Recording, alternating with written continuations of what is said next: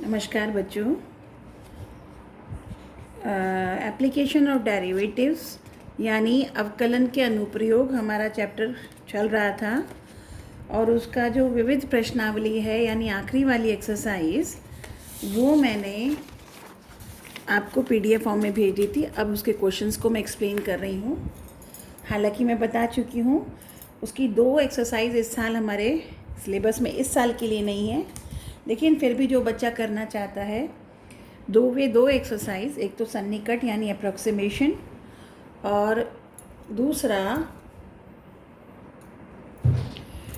Chapter जो है वो रेट ऑफ चेंज यानी दर परिवर्तन वाला है।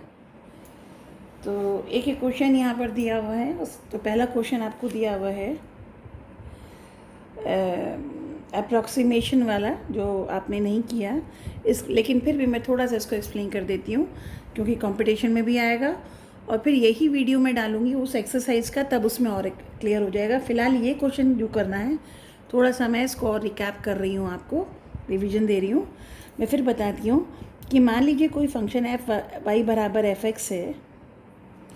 अब अगर एक्स में ज़रा सा कुछ परिवर्तन होता है, एक्स प्लस डेल्टा एक्स, तो वाई में भी परिवर्तन होगा और वाई प्लस डेल्टा वाई।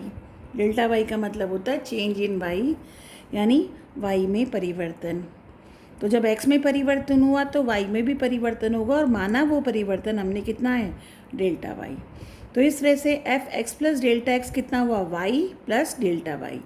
तो F x plus delta x का मतलब y की जगह एफ एक्स और अब डेल्टा वाई निकालेंगे।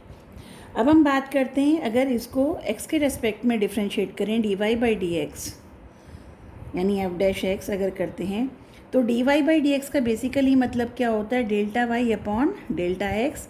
और जब ये मतलब वाई में परिवर्तन एक्स के सापेक्ष यानी जो एक्स में परिवर्तन है उसके सापेक्ष वाई में जो परिवर्तन है उसको हम delta y upon delta x के नाम से जानते हैं।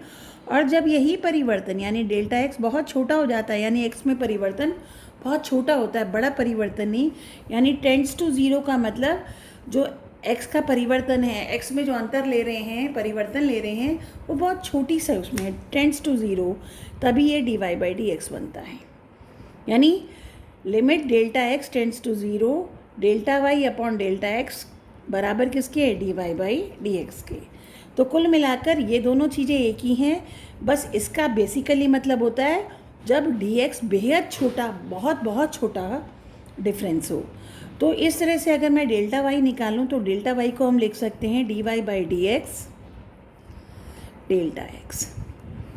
तो डेल्टा वाई का मान यहाँ रखेंगे। तो इस तरह से हमारे पास जो सूत्र आएगा f x plus delta x बराबर f x plus delta y की जगह आएगा d y by d x into delta x. इसे कई किताबों में ऐसे भी दिया हुआ है, ऐसे लिख लो या ऐसे लिख लो, एक ही बात है। एक्स प्लस डेल्टा एक्स या इस तरह से लिख लो, एक ही बात है। तो ये बेसिकली सूत्र बन के आता है जिसका आपको सन्निकट में प्रयोग करना है। ये क्लियर हो रही है फोटो शायद आपको। तो ये बेसिकली आपका, तो ये सूत्र आप हमेशा याद रखेंगे उस पूरी एक्सरसाइज के लिए, सन्निकट के लिए। अगर सिर्फ आपको परिवर्तन निकालना है तो ये वाला सूत्र याद रखते हैं, y में परिवर्तन x के सापेक्ष, इससे निकालेंगे और अदरवाइज़ हमारा ये होता है ये वाला सूत्र। तो इसी वाले सूत्र को प्रश्न नंबर 1 में हम प्रयोग कर रहे हैं। और प्रश्न नंबर 1 ये कहता है कि आपको जो दे रखा है 17/81 की घात 1/4 का सन्निकट मान ज्ञात कीजिए। इसका मान हमें ज्ञात करना है, ठीक है। अब हमें इतना तो पता है कि 1/4 यानी ये होता है 3 की घात 4, लेकिन 17 किसी भी संख्या की घात 4 नहीं बनता, लेकिन 16 जो है वो किसी संख्या की घात 4 बनता है यानी 2 की घात 4 बनता है। तो इसे तोड़ेंगे 16 प्लस 1, तो कुल मिला के जो भी हमें निकालना है फंक्शन वो क्या है, कोई संख्या की घात 1/4। तो इस स्थिति में हम कहते हैं फलन यानी एफ एक्स जो हमने माना या वाई माना, वाई हो गया एक्स की घात 1/4, राइट। अब हम ये वाला सूत्र लगाएंगे, ये अभी बताया था मैंने आपको ये सूत्र बताया था f x plus delta x बराबर f x plus d y by d x into delta x. ये सूत्र मैंने आपको बताया था, राइट। तो हमने फलन ये मान लिया, और अब इस सूत्र का मतलब F x plus delta x का मतलब एफ एक्स कितना है, एफ एक्स यानी वाई को आपने माना एक्स की घात 1/4, तो एफ एक्स अगर एक्स की घात 1/4 है तो अब एक्स प्लस डेल्टा एक्स क्या होगा, एक्स प्लस डेल्टा एक्स की घात, यानी एफ एक्स अगर इतना है तो F x plus delta x कितना होगा, जहाँ जहाँ एक्स है वहाँ एक्स प्लस डेल्टा एक्स होगा। तो जब एफ एक्स इतना है तो F x plus delta x कितना होगा, एक्स प्लस डेल्टा एक्स की घात 1/4। तो F x plus delta x की जगह हमने लिखा है एक्स प्लस डेल्टा एक्स की घात 1/4। एफ एक्स का मतलब वाई और ये डेल्टा वाई, यानी अभी मैं इसको फर्दर आगे ले रही हूँ। तो एफ वाई का मतलब एफ एक्स का मतलब एक्स की घात 1/4 और d y by d x हम निकालेंगे अभी ऐसे कि ऐसे, और डेल्टा एक्स। अब अगर ये y था तो d y by d x कितना हुआ, y अगर इतना है तो d y by d x कितना हुआ 1/4 एक्स की घात -3/4, जो कि ये बन गया। तो d y by d x इतना आ गया। तो यहाँ इसकी जगह रख देंगे d y by d x कितना आया आपका 1/4 एक्स की घात 3/4। और किस बिंदु पे निकालना है, x को हमने मान लिया 16/81 रखा, कितना रखा 16/81, और डेल्टा x को रखेंगे 1/81। तो x की जगह 16/81, डेल्टा x की जगह 1/81, ताकि 16/81 प्लस 1/81 यानी 17/81 की घात 1/4 का मान हमें निकालना है। तो यहाँ इस वाले समीकरण में x की जगह रखा 16/81, डेल्टा x की जगह 1/81, ताकि जब x प्लस डेल्टा x हो 16/81 प्लस 1/81 यानी 17/81, जिसका हमें मान निकालना है वो हमें एक तरफ आ जाए उल्टे हाथ पर ये। तो अब यहाँ पर हम x की जगह ही रख दिया, डेल्टा x की जगह रख दिया, और x की जगह हम निकाल ही चुके हैं। इसके बाद d y by d x किस पर निकालना है, बिंदु x पर। D y by d x कहाँ निकालते हैं, x पर, क्योंकि d y by d x में क्या होता है, x होता है। और x का मान क्या रखेंगे, तो d y by d x का बेसिकली मान क्या था 1/4 एक्स की घात 3/4, और x को रखेंगे 16/81, तो यहाँ रखेंगे 16/81 की घात 3/4। इसको सॉल्व करेंगे 1/4, 16 की जगह 2 की घात 4, 3 की घात 4, उस पूरे की पावर 3/4। 4 से 4 ये पावर कट गई, 2 की घात 3, 3 की घात 3 यहाँ रह गया, और इसे सॉल्व करके अल्टीमेटली आया 27/32। यानी ये जो d y by d x है इसका मान आया किस पर, कितना आया 27/32। क्योंकि d y by d x में x आ रहा है, तो जब x का मान 16/81 रखेंगे तो ये मान आएगा। तो अब सबको यहाँ पर सब्सिट्यूट कर रहे हैं, तो ये हो गया, इसका मतलब पावर 1/4 या 4th रूट एक ही बात है। x की जगह 16/81, डेल्टा x की जगह 1/81 बराबर x की इसकी जगह 27/32, डेल्टा x की जगह 1/81 प्लस इसकी जगह x को माना था 16/81 की घात 1/4। बेसिकली हम इसे ऐसे तोड़ते हैं कि वो पार्ट जिसका कंप्लीट यानी 1/4 को हम सिंपली डायरेक्टली सॉल्व कर पाएँ, तो इसलिए हमने इसको ऐसे दो पार्ट में तोड़ा, यानी 16/81 एक ऐसा पार्ट तोड़ा जिसकी जो किसी पूर्ण संख्या की घात 4 होती है, ताकि 4 से 4 कट के वो पूरा आ जाए। तो ये हो गया 2/3, क्योंकि ये हुआ 2 की घात 4, ये हो गया 3 की घात 4, पूरे की घात 1/4, ये 2/3 रह गया। इसे हल करके आया 1/96, इन दोनों का योग किया 17/81 की घात 1/4, और अब इन्हें हल किया, एलसीएम लिया 96, 1 + 60 65/96, जब इसे पॉइंट में कन्वर्ट किया तो अप्रॉक्सीमेट वैल्यू यानी ये आ गई। तो ये आपका क्वेश्चन था। बेसिकली इसमें थोड़ा सा गड़बड़ मेरे से हो गई कि ये थोड़ा और रिफाइंड फॉर्म में कर सकते थे। आप इसको दोबारा इसको ऐसे करेंगे कि हम कहेंगे कि सूत्र लगाया हमने f x plus delta x is equals to f x, सीधा ये सूत्र याद करना है आपको, एफ डैश एक्स, यूँ भी कर सकते हैं, वाई का मैं चक्कर ही ख़त्म कर देती हूँ, ये वाला सूत्र लगाओगे। एफ एक्स आपने लिया था, इसे दोबारा कर रही हूँ इसी क्वेश्चन को, एफ एक्स आपने लिया था माना एक्स की घात 1/4। अब मान रखना शुरू करो तो एफ डैश एक्स कितना हुआ, 1/4 एक्स की घात -3/4। इसे डिफ्रेंशिएट कर लिया। अब x को हमने रखा 16/81, डेल्टा x को रखा 1/81, सभी चीज़ें आ गई हैं। तो यहाँ मान रखना शुरू करते हैं तो F x plus delta x हो गया x प्लस डेल्टा एक्स की घात 1/4, एफ एक्स का मतलब x की घात 1/4, एफ डैश एक्स का मतलब 1/4 एक्स की घात -3/4, डेल्टा एक्स ही। और अब यहाँ से मान रखते चले जाइए हर जगह, x की जगह 16/81 प्लस 1/81 की घात 1/4, इसकी जगह 1/81 की घात 1/4। ये पूरा थोड़ा सा समझाने में थोड़ा सा फैल गया था, अब मैंने इसको फिनिश यहाँ किया है, यानी यहाँ से ये क्वेश्चन आप करेंगे 1/4 और ये इसकी जगह 16/81 की घात -3/4 और डेल्टा एक्स है आपका 1/81। अब आप इसको सॉल्व करेंगे, x की जगह है 16/81,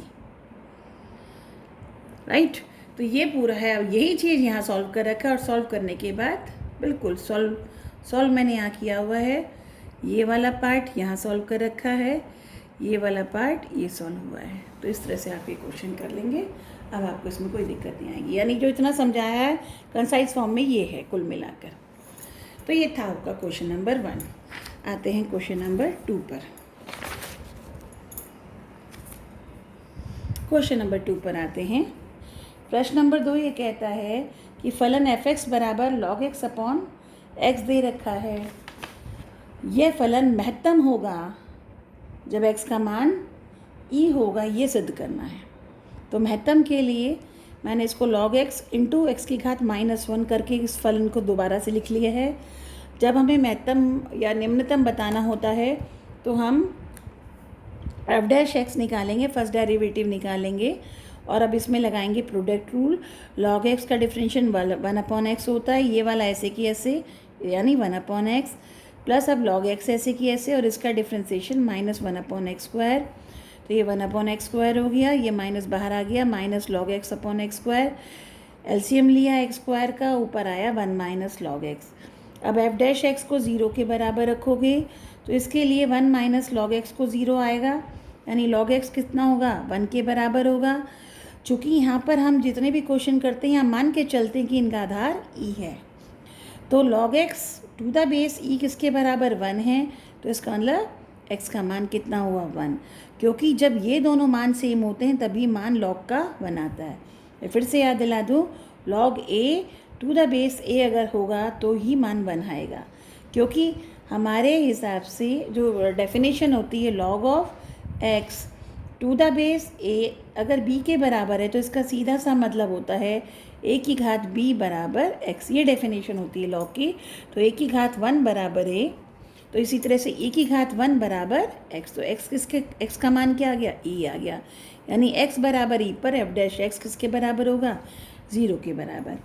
अब यहीं से हमने सेकेंड डेरिवेटिव लिया तो 1/x² का मतलब x की घात -2 का डिफ्रेंशिएशन आया -2 x की घात -3 यानी -2/x²। और फिर अब यहाँ माइनस ये वाला माइनस ये रहा और 1/x² इंटू log x का हम क्या लेंगे प्रोडक्ट रूल लगाएंगे। तो पहले 1/x² का डिफ्रेंशिएशन किया -2/x³ log x ऐसे की ऐसे प्लस 1/ ये वाला माइनस मैं पहले बार रख चुकी हूँ 1/x² और log x का 1/x, ये आ गया 1/x³। और अब x³ बाहर निकाल लिया, यहाँ बचा 1 - 2 log x की जगह e रखा यहाँ पर, तो सेकेंड डेरिवेटिव में e रखने पर ये सॉल्व किया आपका। लॉग ई का मान कितना हुआ 1, क्योंकि बेस भी वही है, तो 1 माइनस 2 कितना हुआ -1 और minus +1 -2 upon E cube 1 upon E cube आएगा -1 अपॉन क्यूब। ई का मान हमेशा 0 से बड़ा होता है, कायदे में ई का मान तो हमेशा 2 और 3 के बीच में होता है, तो 0 से तो बड़ा होगा ही। तो ई क्यूब कभी भी नेगेटिव नहीं आ सकती, तो इसका मतलब ये हमेशा नेगेटिव रहेगा, 0 से छोटा होगा, अतः एफ एक्स मैक्सिमम होगा जब एक्स का मान क्या है ई, और यही आपको सिद्ध करना था। इसके बाद जो प्रश्न नंबर 3 है, अगेन ये वाला क्वेश्चन अभी के लिए आपके सिलेबस में नहीं है, पर फिर भी मैं करा रही हूँ। ये आपका दर परिवर्तन का क्वेश्चन है।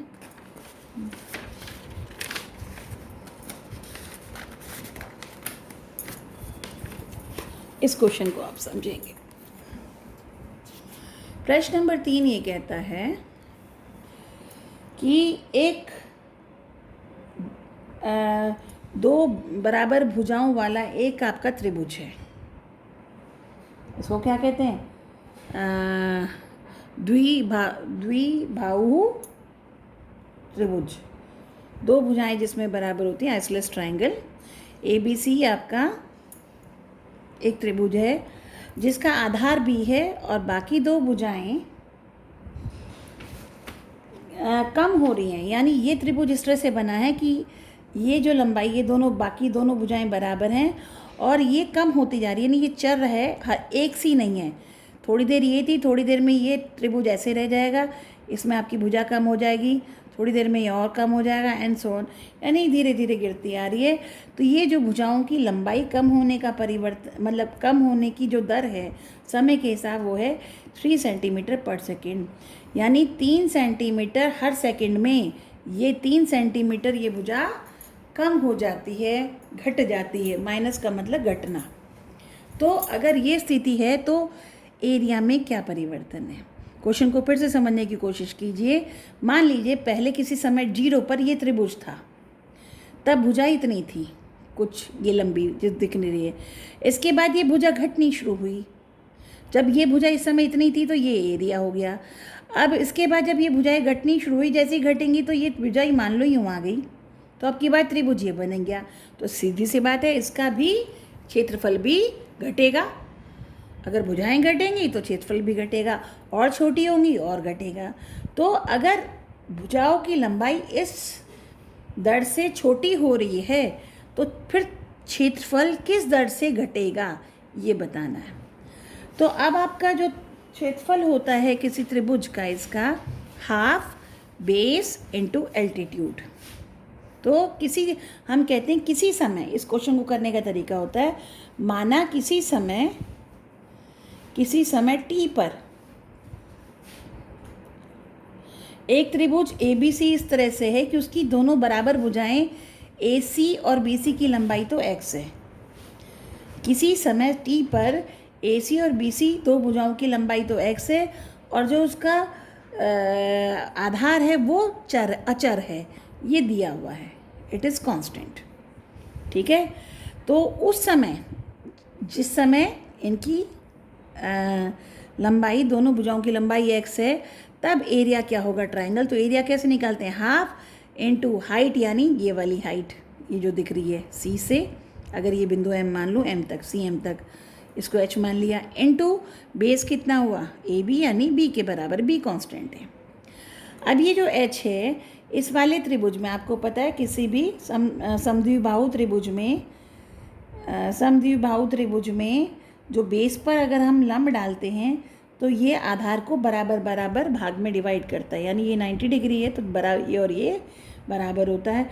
तो ये टोटल अगर B था तो ये बचा B/2, ये भी बचा B/2।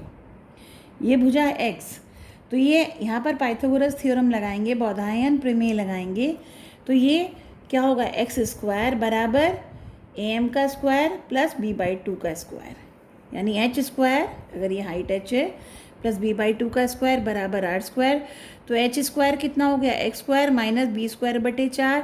h कितना हो गया? √x² minus B²/4।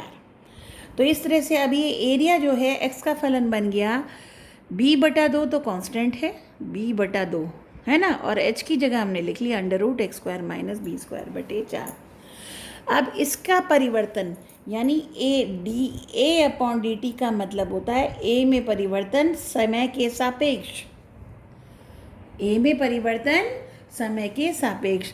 ये था x में परिवर्तन समय t के सापेक्ष। तो हमें dA/dt निकालना है।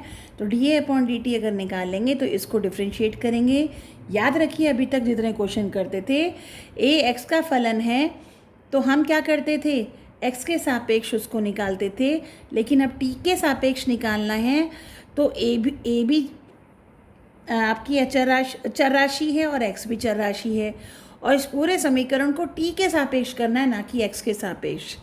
तो जब आप क्वेश्चन y बराबर fx को करते थे और y को x के सापेक्ष करते थे तो करते थे dy/dx। अगर मैं y को t के सापेक्ष करूँगी तो क्या लिखूँगी, dy/dt। इसी तरह से अगर मैं a को t के सापेक्ष कर रही हूँ तो ये हुआ dA/dt, तो यानी t के सापेक्ष हो रहा है, ये अचर है। अब ये आपका चर है, x चर है इसमें, पर ये किसके सापेक्ष होगा, ये आपके t के सापेक्ष होगा। तो इसको जब t पे सापेक्ष कर रहे हैं तो पहले इस पूरे की घात 1/2 मानते हुए, तो ये समथिंग कोई x की घात 1/2 का क्या होता है 1/2, और नीचे अंडर रूट में ये भी जो कुछ आता है ये, यानी इसको पूरा मान लो t है ये, लेट सपोज, या p है, तो p की घात 1/2 का डिफरेंशियल क्या होगा 1/2 अंडर रूट p। इसके बाद ये अंदर वाले का डिफरेंशियल लेंगे तो x² का क्या होगा 2x इंटू dx/dt। अगर dx के सापेक्ष करते, x के सापेक्ष करते तब dx/dt नहीं लगाना पड़ता, पर अब t के सापेक्ष कर रहे हैं तो x को भी t के सापेक्ष यानी dx/dt। तो ये आपका d/dt का इस तरह से डिफ्रेंसिएशन हुआ। अब यहाँ x कितना है, अब कहते हैं जब x b के बराबर हो तब क्या परिवर्तन रही होगी, यानी x जब b के बराबर है तब इसकी परिवर्तन दर क्या रही होगी, क्षेत्रफल की घटने की परिवर्तन। तो यानी x की जगह b रखना है और dx/dt की जगह -3 रखना है। तो dA/dt बराबर b/2 दूनी 4, और बल्कि 2 दूनी 4 क्या, ये 2 से 2 कट ही गया, जो मैंने यहाँ काट दिया, कोई बात नहीं। x की जगह b, 2 की जगह 2, x की जगह b² माइनस b²/4 और dx/dt की जगह -3। इसे हल करेंगे, ये हुआ b², नीचे 2, ये हो गया 3b²/4, तो ये बन गया √3b/2, 4 का 2 बन के बाहर निकल गया, और एक b से एक b कटा, 2 से 2 कटा, और ये 3 था, ये नीचे अंडर रूट था तो ये बचा -√3b।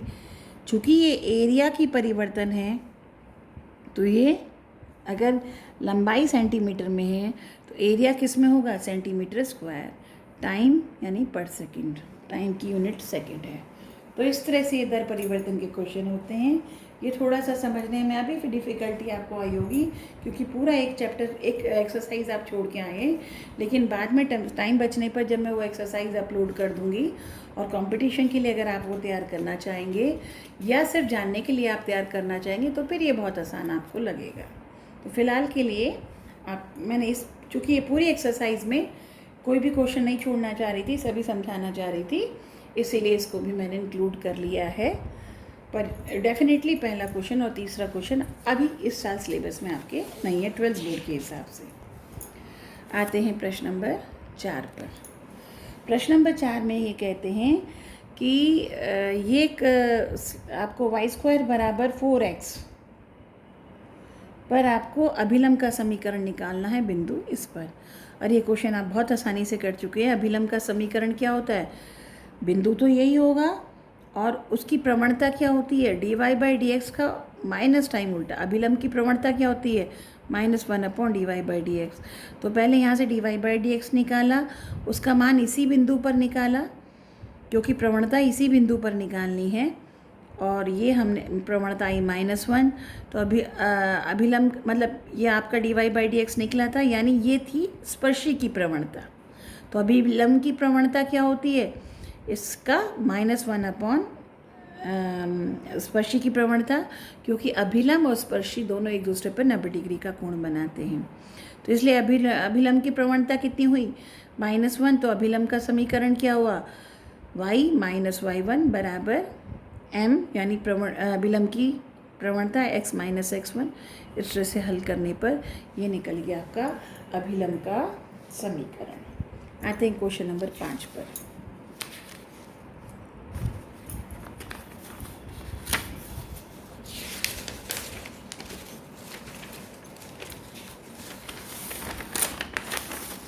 क्वेश्चन नंबर 5 को देखिए। क्वेश्चन नंबर 5 में ये कहते हैं कि शो करिए, दर्शाइए, आपको दर्शाना है कि किसी बिंदु थीटा पर नॉर्मल यानी अभिलंब जो है, अभिलंब बनाएंगे और उसकी फिर बिंदु 0 से जो दूरी निकालेंगे वो कांस्टेंट होगी, ये सिद्ध करना है। फिर से सुनिए, क्वेश्चन ये था कि मैंने क्वेश्चन यहाँ नहीं लिखा। क्वेश्चन ये है कि y बराबर a sine theta minus a theta cos theta, ये पैरामीट्रिक फॉर्म में यानी प्राचलिक रूप में ये फलन दे रखा है। फलन है y बराबर a sine theta minus a theta cos theta और x बराबर a cos theta plus a theta sine theta. तो कहते हैं थीटा बिंदु पर, इसका सीधा सा मतलब है थीटा चर राशि है। थीटा चर राशि होगी तो x और y भी चर राशि है। तो ये आपको फलन दे रखा था और कहते हैं थीटा बिंदु पर अगर आप अभिलंब बनाते हैं तो उस अभिलंब की मूल बिंदु से दूरी जो होगी वो अचर होगी, यानी उसमें थीटा नहीं होगा। तो सीधी सी बात है, सबसे पहले आपको क्या करना पड़ेगा, अभिलंब का समीकरण निकालना पड़ेगा। अच्छा, अभिलंब का समीकरण निकालने के लिए पहले उसका प्रवणता चाहिए। बिंदु तो ये है ही हमारे पास, किसी बिंदु थीटा पर जो अभिलंब का समीकरण निकालना, बिंदु तो x को ये रखेंगे, y की जगह ये रखेंगे, लेकिन हमें क्या निकालना है, हमें प्रवणता निकालनी है किसकी, अभिलंब की। अभिलंब की प्रवणता निकालने के लिए पहले हम स्पर्शी की प्रवणता निकालते हैं और स्पर्शी की प्रवणता होती है dy/dx। और चूँकि प्राचलिक रूप में जब निकालना है तो dy/dx किसके बराबर होता है, dy/d theta upon dx upon d theta, यानी ऊपर dy/d थीटा का मान रखो, नीचे dx अपॉन d थीटा का मान। तो ये y आपका दे रखा था, y बराबर a sine theta minus a theta cos theta, ये आपको दिया हुआ था, ठीक है, ये दिया हुआ था। अब मैं इसको अगर थीटा के सापेक्ष करूँगी तो मेरे पास ये आएगा, देख लीजिए आप, a साइन थीटा की जगह cos theta, a cos theta minus, ये तो कांस्टेंट है, थीटा और कॉस थीटा, इनमें लगेगा प्रोडक्ट रूल। तो पहले मैंने थीटा का डिफ्रेंसिएशन किया तो कितना होता है 1, तो ये हुआ माइनस a कॉस थीटा, फिर प्लस फिर माइनस, मतलब प्लस लगेगा, माइनस अगर बाहर करेंगे। कॉस थीटा का डिफ्रेंसिएशन क्या होता है, माइनस साइन थीटा, तो माइनस माइनस प्लस, थीटा ऐसे की जगह ऐसे की ऐसे, तो बन जाएगा plus a theta sine theta, ये आपका। तो ये ऊपर डिफ्रेंसिएशन यहाँ से लिया। इसी तरह से dx अपॉन d थीटा यहाँ से लेंगे, a कॉस थीटा का बना माइनस a साइन थीटा, ये रहा। और अब इसमें अगर हम प्रोडक्ट रूल लगाएंगे तो थीटा को लेंगे पहले, तो क्या थीटा का 1 होता है, क्या बचा a साइन थीटा, ये रहा। फिर साइन थीटा का कितना होता है कॉस थीटा, तो a थीटा कॉस थीटा आपका ये रहा। तो ये डिफ्रेंसिएशन लेने के बाद यहाँ रख दिया, ये इससे कट गया, ये इससे कट गया, ऊपर नीचे थीटा कट गया, a कट गया, आपके पास टेन थीटा रह गया। तो कहने का मतलब जो आपकी स्पर्शी की प्रवणता थी कितनी थी, टेन थीटा, तो अभिलंब की प्रवणता क्या होती है, -1 अपॉन dy/dx। तो यानी इसका रेसिप्रोकल व्युत्क्रम विथ ऑपोजिट साइन, तो 1 अपॉन टेन थीटा माइनस के साथ, यानी माइनस कॉट थीटा किसकी प्रवणता हो गई, अभिलंब की। तो इस तरह से अभिलंब का समीकरण क्या बन गया, y माइनस वाई वाला बिंदु बराबर अभिलंब की प्रवणता, फिर x माइनस एक्स वाला बिंदु यहाँ लगा दिया। अब इसको खोल लिया, खोल कैसे लिया कि पहले तो y वाला पद, फिर x वाला पद यहाँ से आएगा, माइनस कॉट थीटा x इधर आएगा तो बन गया प्लस कॉट थीटा x। बाकी ये सारा और ये गुणा होकर सारा की सारा क्या बनेगी, अचर राशि। फिलहाल मैं सबको राइट हैंड साइड पे ले गई हूँ। तो ये हो गया आपका माइनस का, ये माइनस से उधर जाके प्लस हुआ तो ए साइन थीटा, और ये माइनस माइनस यहाँ प्लस था वहाँ जाके माइनस हुआ, माइनस ए थीटा कॉस थीटा। और अब इस कॉस कॉट थीटा को कॉस अपॉन साइन मानते हुए अंदर गुणा कर रही हूँ, तो माइनस मतलब माइनस माइनस प्लस, क्योंकि ये तो उधर जा चुका, cos theta into cos theta, cos theta into cos theta upon sine theta, और माइनस माइनस प्लस ए थीटा और cos theta upon sine theta into sine theta.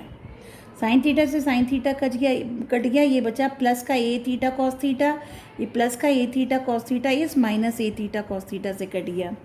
अब आपके पास रह गया ए sine theta plus a cos square theta upon sine theta, यानी ये दो terms बच गई। इन दोनों का एलसीएम लिया साइन थीटा, तो ये बन गया ए sine square theta plus a cos square theta, A common लेके sine square theta plus cos square theta बना 1, तो ऊपर रह गया ए, नीचे साइन थीटा बन गया ए कोसेक थीटा। तो अगर इसको फिर से लिख लेंगे, समीकरण बन गया cot theta into x plus 1 into y minus a cosec theta बराबर 0। ये आपका अभिलंब का समीकरण आ गया, राइट। अब इस अभिलंब की दूरी निकालेंगे बिंदु 0, 0 से। मैं फिर से याद दिलाती हूँ, किसी रेखा a x plus b y plus c बराबर 0 कि मूल बिंदु 0, 0 से दूरी का सूत्र क्या होता है, मॉडुलस सी अपॉन अंडर रूट एक्स के गुणांक का वर्ग प्लस वाई के गुणांक का वर्ग। तो अगर हम इन दोनों को कंपेयर करें तो ए की जगह क्या आएगा कॉट थीटा, बी की जगह क्या आएगा 1 और सी की जगह आएगा माइनस ए कोसेक थीटा। तो यहाँ में रखती चलेगी, यानी डी मतलब दूरी, यानी इस रेखा की मूल बिंदु से दूरी डी मान लिया, तो डी कितना होगा सी का मतलब minus a cosec theta upon ए की जगह कॉट स्क्वायर थीटा, बी की जगह 1 प्लस कॉट स्क्वायर थीटा होता है कोसेक स्क्वायर थीटा, सूत्र आपको पता है, अंडर रूट लेके कोसेक थीटा रह गया, ऊपर नीचे कोसेक थीटा कट गया, बचा मॉडुलस -1 और ये रिजल्ट आया ए कांस्टेंट है। और यही सिद्ध करना था कि किन्हीं मूल बिंदु से इसकी दूरी कितनी होगी, आपकी कांस्टेंट होगी। यही क्वेश्चन में हमें शो करना था। तो ये आपका क्वेश्चन नंबर 5 तक हुआ। आते हैं क्वेश्चन नंबर, चलो अभी तक यहीं करो, फिर क्वेश्चन नंबर 5 के बाद अगले वीडियो में बताऊंगी, ये बड़ी वीडियो हो रही है। Thank you.